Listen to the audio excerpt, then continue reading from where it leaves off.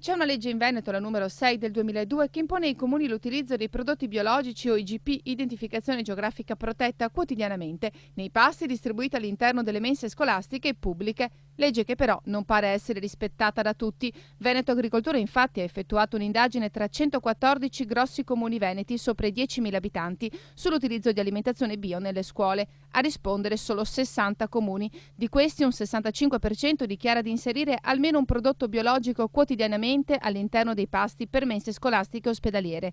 Gli altri invece ne fanno un uso occasionale. La legge impone utilizzo di prodotti biologici, DOP e IGP, quindi comunque di qualità certificata.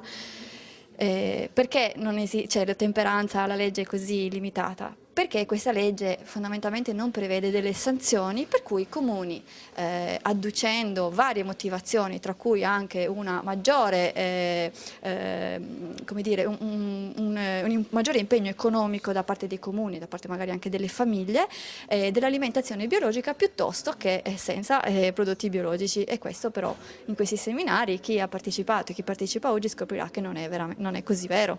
Ma mangiare biologico a chilometri zero in realtà non costa molto di più, anche perché, spiegano gli esperti di Veneto Agricoltura e Cirfood, la materia prima è solo un 30% del costo di un pasto, il resto invece va ai servizi. In Italia in genere sono già molte le regioni che hanno inserito ed indicato la percentuale di alimenti bio all'interno dei pasti distribuiti dalle amministrazioni pubbliche, percentuali che spesso superano l'80%. L'Emilia Romagna, che ovviamente nella legge regionale ha inserito la percentuale di biologico. Di fatto non solo si estende all'interno, cioè non solo il biologico è presente nella ristorazione scolastica, ma anche nella sociosanitaria. Infatti abbiamo l'ospedale di Bologna con il pasto completamente biologico.